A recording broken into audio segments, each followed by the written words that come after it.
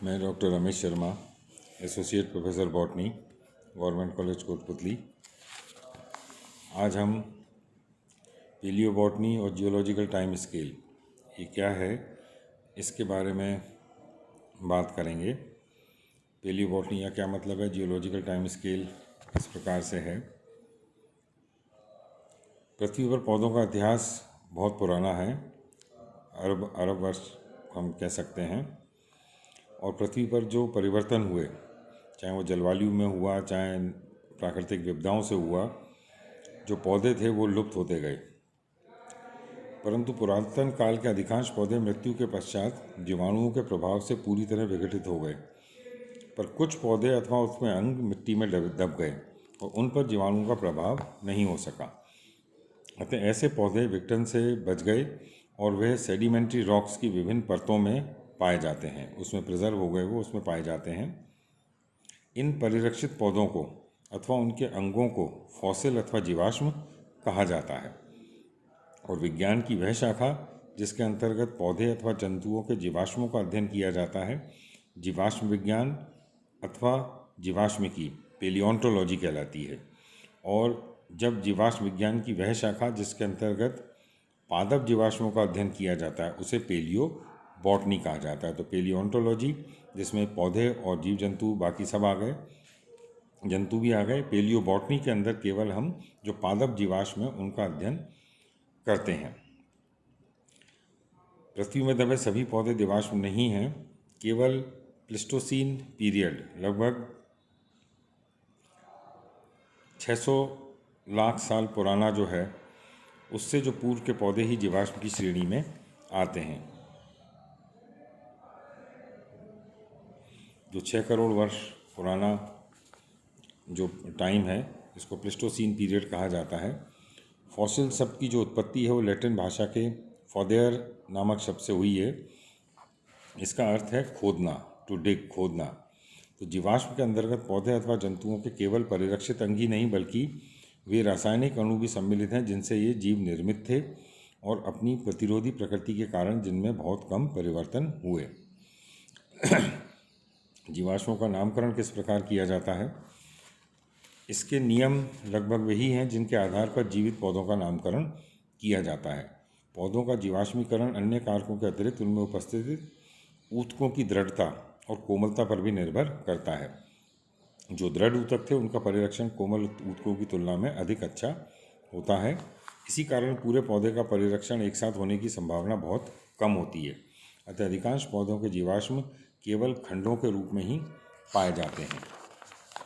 ये जो खंड थे इनकी खोज अलग अलग समय पर हुई और चूंकि इन खंडों को पुनः संगठित कर एक संपूर्ण पौधे की रचना करना और द्विनाम पद्धति के आधार पर उसका नामकरण कठिन कार्य था, परंतु 6th इंटरनेशनल बॉटनिकल कांग्रेस जो 1935 में हुई थी, उसने ये सुझाव दिया कि प्रत्येक खंड, जैसे जड़ है, तना है, पत्ती, फल, फूल, बीज, ऐसा कोई भी खंड मिला पौधे का, उसको अलग नाम दिया जाए और इसे एक वंश के स्तर का, जीनस, इसको मान लिया गया।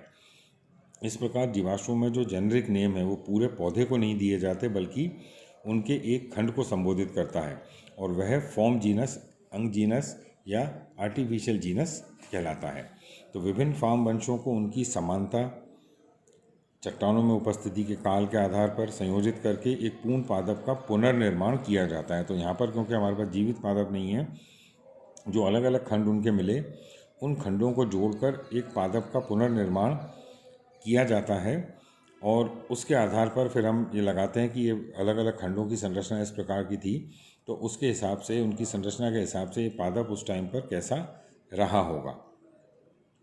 जैसे हम कैलीमेटोथिका होनिंगोसियाई, ये जो जीवाश्म है पौधे का, इसका पुनर्निर्माण कैलॉक्सिलोन हुकेराई नामक जड़, लाइजिनोडेंड्रॉन ओल्डहेमिया नामक स्तंभ, स्फिनोप्टेरिस हेनिंगोसियाई नामक पत्ती, रेक्योप्टेरिस एस्पेरा नामक पर्णवृंत और लेजिनोस्टोमा लोमेक्साई नामक बीज से किया गया है। तो ये सब जो इसके अलग अलग भाग हमको मिले, अलग अलग खंड जो मिले, चाहे वो बीज का था, पर्णवृंत था, पत्ती थी, तना था, वो सब के अलग अलग जेनेरिक नेम दिए गए और उसके आधार पर हमने रिकन्स्ट्रक्शन करके पूरा एक पौधा जो है कैलेमोथिका, उसका निर्माण इसमें किया गया।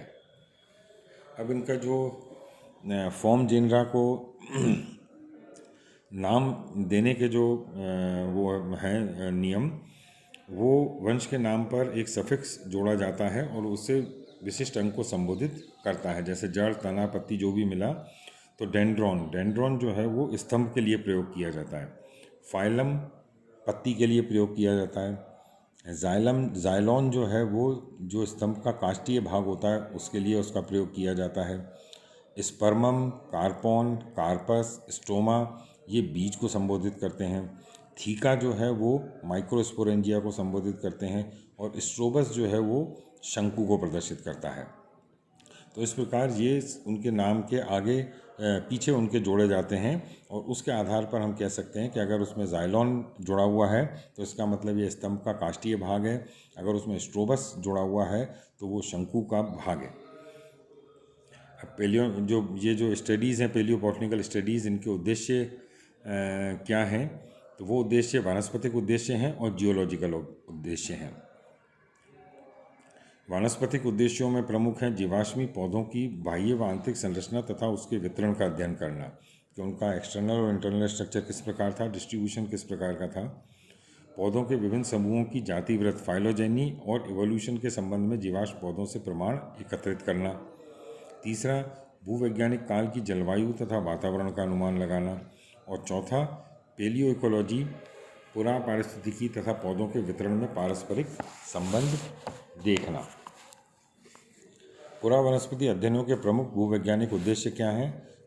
जो रॉक्स हैं, चट्टान जो हैं, उनकी आयु का निर्धारण करना, कोयले तथा जल के भूगर्भीय वितरण का अध्ययन करना, और जीवाश्म ईंधन जिसे हम फॉसिल फ्यूल कहते हैं, जैसे कोयला है, पेट्रोलियम है, इनकी खोज के लिए इनकी उपयोगी सूचनाएं प्राप्त करना।